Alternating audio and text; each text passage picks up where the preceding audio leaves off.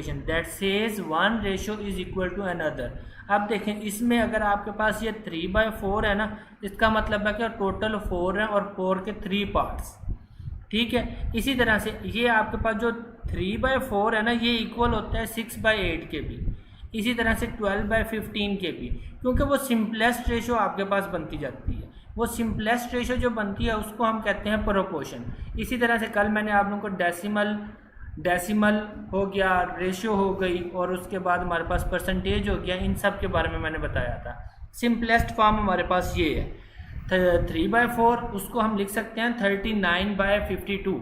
अब अगर 3/4 है तो इसको हम लिख सकते हैं 6/8 भी लिख सकते हैं, ठीक है, 6/8 लिख देंगे। इसके अलावा हम 12/15 भी लिख सकते हैं। इसी तरह से मैं एक और रेशो आप लोगों को बता देता हूँ, वो कौन सी, अगर 1/2 है तो उसको आप 2/4 भी लिख सकते हैं, 5/10 भी लिख सकते हैं, 10/20 भी लिख सकते हैं। इस तरह से ये तमाम डेफिनेशन हमारे पास किस चीज़ की आ जाती हैं, प्रोपोर्शन की आ जाती हैं, रेशो की आ जाती हैं। रेशो और प्रोपोर्शन एक ही चीज़, लेकिन रेशो को आप ये 3/4 से भी डिनोट कर सकते हैं, और 3 और 2 डॉट दरमियान में लगा के आप लोग वो भी लिख सकते हैं। एक होती है हमारे पास डायरेक्ट प्रोपोर्शन और एक होती है इन्वर्स प्रोपोर्शन। जो हमारे पास एग्जाम्स में क्वेश्चन आए हुए हैं वो मोस्टली इन्वर्स प्रोपोर्शन से आए हुए हैं।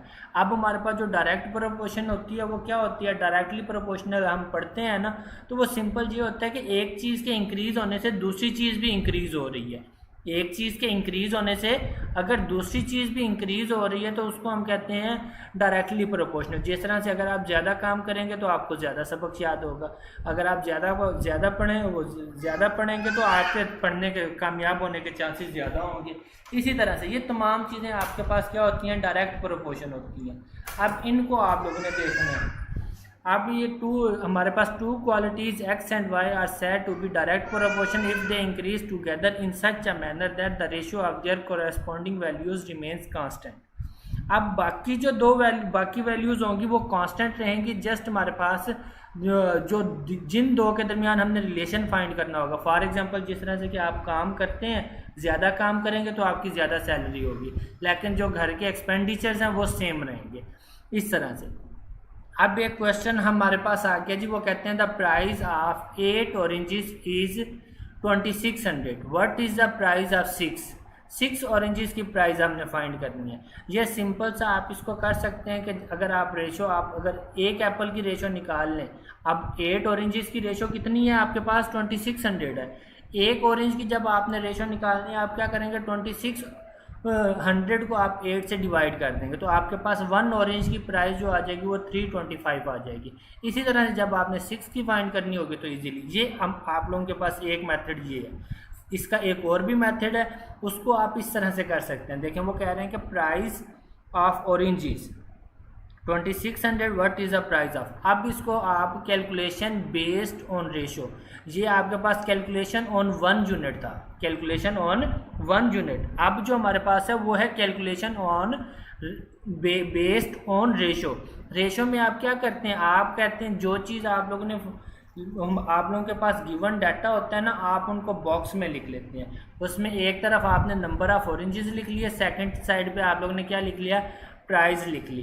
अब प्राइस आप लोगों ने फाइंड करनी है। जो चीज़ आप लोगों ने फाइंड करनी होती है उसको आप लोग एज्यूम कर लेते हैं कि वो आप लोगों के पास क्या है, x है। अच्छा, अब 8 ऑरेंजेस की प्राइस कितनी है, 2600 है। 8 ऑरेंजेस की प्राइस कितनी है, 2600 है। 6 ऑरेंजेस की प्राइस आप लोगों ने फाइंड करनी है। एक चीज़ आप यहाँ पर देखें कि अगर आपके पास नंबर ऑफ ऑरेंजेस बढ़ेंगे तो आपके टोटल पैसे भी तो बढ़ेंगे, ठीक है। प्राइस पर ऑरेंज सेम रहेगी लेकिन टोटल ऑरेंजेस की प्राइस बढ़ेगी। अब ये आपके पास, अब यहाँ पर आप देखेंगे एक चीज़ के बढ़ने से दूसरी चीज़ भी बढ़ रही है। जब एक चीज़ के बढ़ने से दूसरी चीज़ भी बढ़ रही होती है तो फिर हम क्या करते हैं, आप सिंपली वहाँ पर क्रॉस मल्टीप्लिकेशन कर देते हैं। जिस तरह से आपने x को 8 से मल्टीप्लाई कर दिया और 6 को 2600 से एरो मैच कर रहे हैं। अब ये आप लोग देखें, अब इस तरह से आपके पास ये क्या बन गया, 8x is equal to 6 multiply 2600। आप लोगों ने x की वैल्यू फाइंड करनी है, 8x के साथ मल्टीप्लाई हो रहा था, दूसरी साइड पे आकर क्या हो गया, डिवाइड हो गया। इस तरह से 6 मल्टीप्लाई 2600 डिवाइडेड बाई 8। देखें पहले वाले क्वेश्चन का आंसर भी 1950 था, इस क्वेश्चन का आंसर भी 1950 है। अच्छा यहाँ पर हमने जस्ट ये 1 यूनिट जो है ना जस्ट 2 वैल्यूज़ के लिए जो है ना फ़ायदेमंद है, जबकि अगर आपके पास और चीज़ आ जाए, यहाँ पर किलोग्राम भी दिया होता, किलोग्राम भी दिया होता तो फिर आप लोगों ने क्या करना, देखें किलोग्राम जब नंबर ऑफ ऑरेंजेस बढ़ने थे या प्राइस बढ़नी थी तो वेट भी तो बढ़ना था। इस तरह से फिर हमने क्या करना था 6 26 और जो आपके पास इधर 26 के इक्वल था उसको आप लोगों ने बराबर पे लिख देना था। इससे रिलेटेड नेक्स्ट हमारे पास क्वेश्चंस आएंगे, वो देखते हैं। अभी हम इसकी सेकंड एग्जांपल, सिंपल सी एग्जांपल्स पहले मैं आप लोगों को करा रहा हूँ। वो कह रहे हैं कि if you drive 90 miles in 2.5 hours. अब 90 माइल्स हैं, वो 2.5 आवर्स में गाड़ी जो है ना 90 माइल्स डिस्टेंस कवर करती है। How long should it take for you to complete the final 200 miles of a trip. अब देखें आप लोगों ने टाइम फाइंड करना है। देखें टाइम बढ़ेगा तो डिस्टेंस भी बढ़ेगा, टाइम बढ़ेगा तो डिस्टेंस भी बढ़ेगा। अब जिस तरह से वहाँ पर आप लोगों ने क्रॉस मल्टीप्लिकेशन की थी, यहाँ पर भी सिंपली वही क्रॉस मल्टीप्लिकेशन कर दें। x को 90 से मल्टीप्लाई कर दें और 200 को 2.5 से। जब 90 से मल्टीप्लाई करेंगे तो आप लोग ने x फाइंड करना है, ये दूसरी साइड पे आके क्या हो जाएगा, डिवाइड हो जाएगा। इस तरह से ये आपके पास सिंपल सा, जब आप इसको सॉल्व करेंगे 2.5 को जब आप 20 से मल्टीप्लाई करेंगे और 9 से डिवाइड करेंगे तो वो आपके पास 5.56 आवर्स आ जाएगा। अगर आप लोग मिनट्स में लिखना चाहते हैं तो 5 आवर्स और 0.56 को आप 60 से मल्टीप्लाई करेंगे तो इस तरह आपके पास मिनट्स भी आ जाएंगे। एक और क्वेश्चन देखते हैं। वो कह रहे हैं कि 6 identical CNC machines can produce 768 pistons in one day. If 2 of the CNC machines break down, how many pistons can be produced? अब यहाँ पर भी सेम उसी तरह से अगर मशीन इंक्रीज होंगी तो पिस्टन्स भी इंक्रीज होंगे। x 6 से मल्टीप्लाई होगा और 476 से मल्टीप्लाई होगा। अब आ जाते हैं हम इन्वर्स प्रोपोर्शन की तरफ। इन्वर्स प्रोपोर्शन क्या होती है? In the inverse proportion if the quantity x increase the quantity y decrease. Means के एक चीज़ के इंक्रीज होने से दूसरी चीज़ डिक्रीज हो रही है। फॉर एग्जांपल अगर एक टेबल के ऊपर 10 बंदों का खाना पड़ा है और वहाँ पर 20 बंदे आके बैठ जाएं तो वो खाना डेफिनेटली कम हो जाएगा।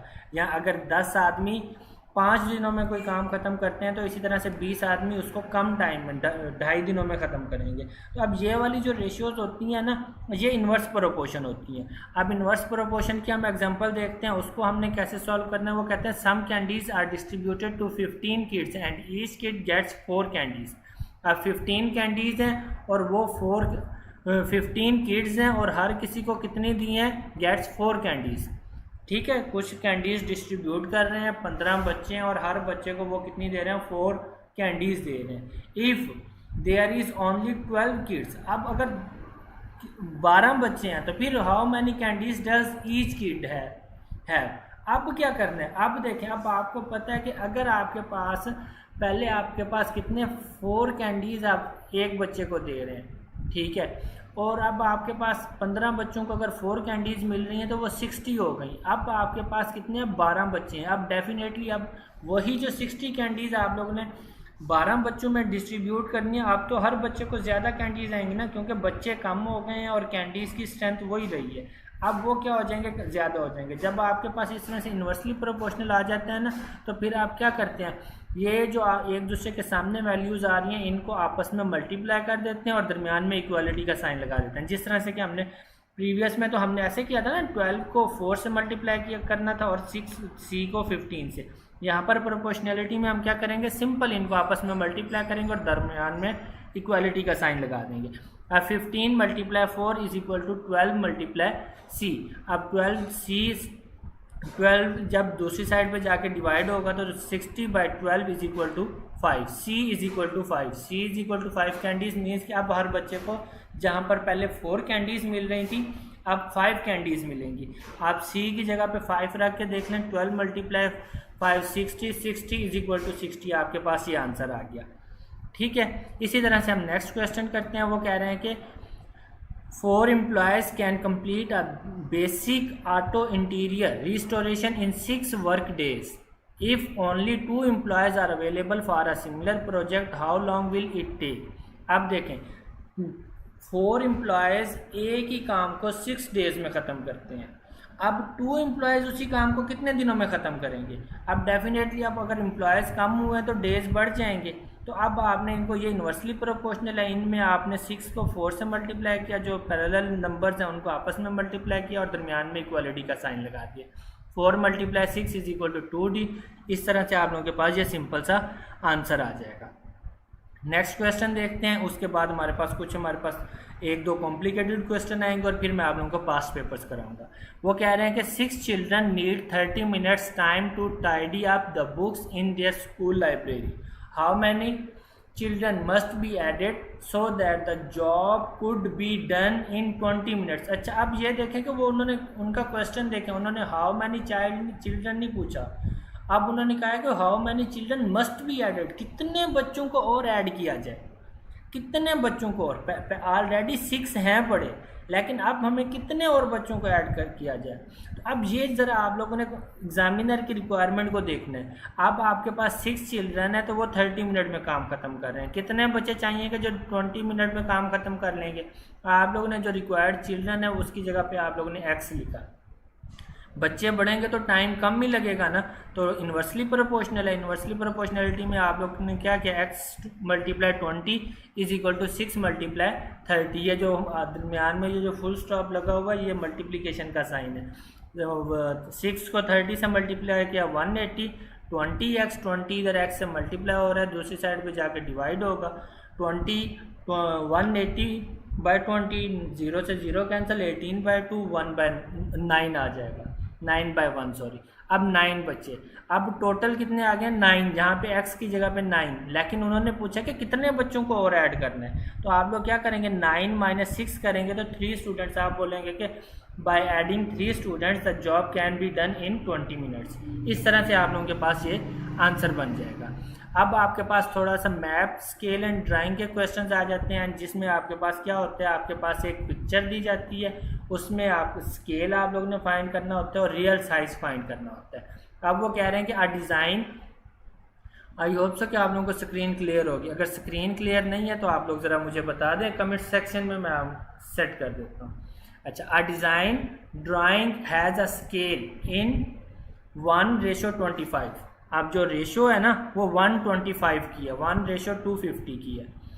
तो अब वो कह रहे हैं determine the actual size, means के रियल साइज आप लोगों ने फाइंड करना है। रियल साइज हमारे पास फार्मूला क्या था, फार्मूला ये था आप लोगों के पास S = PR या R = P/S, इस तरह से।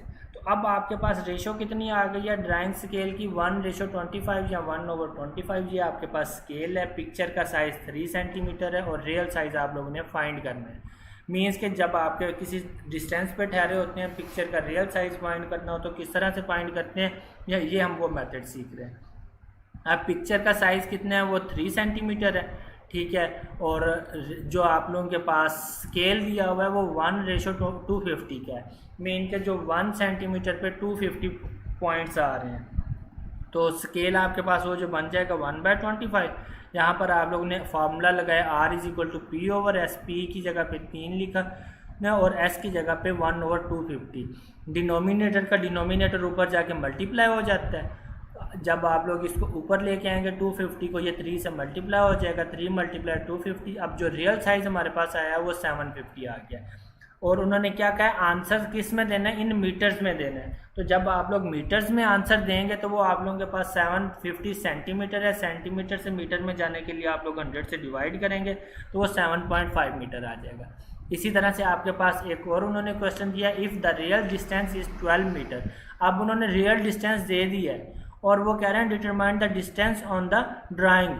अब वो पिक्चर का साइज़ हमने फाइंड करना है। स्केल हमारे पास ऑलरेडी है 1:250 का, 1:250 को आप लोग क्या करेंगे 12 से। अच्छा, 1:250 जो है ना, वो जो उन्होंने 12 मीटर दिया हुआ है, आप लोग उसको चाहे सेंटीमीटर में पहले कन्वर्ट कर लें, ठीक है। सेंटीमीटर में कन्वर्ट करेंगे तो आपके पास वो सेंटीमीटर से मीटर में जाने के लिए आप लोग यहाँ पे क्या करें, मीटर से सेंटीमीटर में जाने के लिए 100 से मल्टीप्लाई करेंगे, वो 1200 सेंटीमीटर आ गया। और जो रेशियो उसकी दी हुई है 1/250, जब आप लोग इसको सिंपली सॉल्व करेंगे तो वो 4.8 सेंटीमीटर आप लोगों के पास आंसर आ जाएगा। अच्छा, इसका आंसर वो क्या कहें, उन्होंने ये नहीं कहा कि सेंटीमीटर में दें या मीटर में दें, आप इसको किसी में भी कर सकते हैं। सेंटीमीटर में दे दें या मीटर में दे दें। अगर आप लोग इसको सेंटीमीटर में करेंगे ना तो वो फिर 12/250 बन जाएगा, बहुत ज़रा सॉल्व करना आप लोगों के लिए कॉम्प्लिकेटेड हो जाएगा। इसलिए हमने क्या किया, इसको पहले सेंटीमीटर में कन्वर्ट करके बड़ी वैल्यू बना ली है। अब हम इसके करते हैं पास पेपर। 2020 में कौन सा क्वेश्चन आया होता है, वो कह रहे हैं कि अ ग्रुप ऑफ मैन, ये 2020 के पेपर GSA के पेपर का क्वेश्चन है। वो कह रहे हैं a group of 50 man can construct a 20 kilometre road in 40 days, how long will 70 man take to complete the same length of road. अब आप लोग ने ये फाइंड करना, वो उन्होंने डेज भी दे दिए हैं, आप लोगों को लेंथ भी दे दिया और मैन दे दिए। वो कह रहे हैं कि जी डेज आपके पास 50 डेज लगेंगे, 20 किलोमीटर लेंथ है और 40 डेज लगेंगे काम कंप्लीट करने को। अब वो क्या कहते हैं कि 70 आदमी हो गए हैं, सेम लेंथ है और उसको कंप्लीट करने के लिए कितने डेज लगेंगे। देखें, जब इस तरह के क्वेश्चंस में कोई चीज़ें सेम आ जाती हैं ना तो उनको इग्नोर कर देते हैं। अब आप खुद देखें, अगर डेज इंक्रीज़ हो रहे हैं तो फिर आप लोगों ने क्या करना है, मैन आप लोगों के पास क्या होंगे, डिक्रीज़ होंगे। अगर डेज इंक्रीज़ हो रहे हैं मीन्स कि एक काम 40 दिनों में ख़त्म करते हैं 50 आदमी। अब अगर आप लोगों ने डेज क्या कर दिए, इंक्रीज़ कर दिए, तो मैन तो डिक्रीज़ हो जाएंगे ना, मैन डिक्रीज़ हो जाएंगे। या अगर आप लोग डेज डिक्रीज़ कर दें तो मैन क्या हो जाएंगे, इंक्रीज़ हो जाएंगे। ठीक है, इस तरह से आप लोगों के पास ये कौन सी प्रोपोर्शनलिटी बन रही है, इन्वर्सली प्रोपोर्शनल बन रहा है। अब आप लोग क्या करेंगे, 40 को 50 से मल्टीप्लाई करेंगे और 70 को x से। 70x is equal to 40 multiply 50, और जब आप लोग ने x फाइंड करना होगा, x is equal to 50 multiply 40 means के ये आपस में मल्टीप्लाई हो गया डिवाइडेड बाय 70। इस तरह से आपके पास ये हमारे पास आंसर आ गया। इस तरह से हमारे पास जब आप लोग इसको मल्टीप्लाई करने के बाद 70 से डिवाइड करेंगे तो वो 28.57 डेज आ जाएंगे। ये हमारे पास इसी टॉपिक से रिलेटेड 2020 में क्वेश्चन आया हुआ था। अब मैं आप लोगों को लेकर जा रहा हूँ 2017 के पेपर पे। 2017 में इसी टॉपिक से रिलेटेड कैसे क्वेश्चन आया हुआ था, वो कह रहे हैं कि जी a school has enough provisions of food for 52 days. After 20 days a group of 40 students arrives and the food would have lost for 24 days only। अच्छा, वो कहते हैं कि एक स्कूल के पास खाना है, वो कितने डेज़ के लिए, 52 डेज़ के लिए। अब उसने वो बच्चे नहीं बताया कितने लोगों के लिए या कितने बच्चों के लिए खाना है, उसने जस्ट डेज़ बता दिए। अब वो कह रहा है कि 20 डेज़ के बाद 400 स्टूडेंट्स और ऐड होते हैं तो खाना कितना बच जाता है, 24 डेज़ का बच जाता है। अच्छा, पहले 50 डेज़ का खाना था और फिर उन्होंने 20 दिनों तक खा लिया, लेकिन रिमेनिंग डेज कितने बचे हैं। अब क्योंकि 20 दिनों का खाना तो पूरे स्टूडेंट्स ने खा लिया जो 50 डेज़ के लिए के हिसाब से बनाया था। अब रह जाएंगे 32 डेज़ के लिए। अब 32 डेज़ के लिए कितने स्टूडेंट्स हैं वो हमें नहीं पता, कितने स्टूडेंट हैं वो x हैं। लेकिन फिर जब हमारे पास 24 डेज़ के लिए खाना होता है तो उस वक्त 400 स्टूडेंट और ऐड हो चुके होते हैं, मीन्स के x + 400 हो चुके होते हैं। फिर अब आप लोगों ने क्या करना है, x + 400। अब आप लोग देखें, अगर स्टूडेंट्स बढ़ेंगे तो डेज डिक्रीज़ होते जाएंगे ना, अगर स्टूडेंट्स बढ़ेंगे तो डेज डिक्रीज़ होते जाएंगे। आप लोग मीन्स कि x + 400 को 32 से मल्टीप्लाई करेंगे, वो 24 से मल्टीप्लाई करेंगे एंड x को 32 से मल्टीप्लाई करेंगे। 32x is equal to 24 into x + 400। Inversely proportional है ना, इन्वर्सली प्रोपोर्शनल में आप लोग क्या करते हैं, सामने वाली वैल्यूज़ को मल्टीप्लाई कर देते हैं। अब आप लोग क्या करेंगे, 24 को x + 400 से मल्टीप्लाई करते हैं और 32 को x से। अब ये 32 2x के साथ मल्टीप्लाई हो रहा है और इधर 24x के साथ मल्टीप्लाई हो रहा है। इसको जब हम दूसरी साइड पे लेके जाएंगे वो हमारे पास क्या बच जाएगा, 8x बच जाएगा।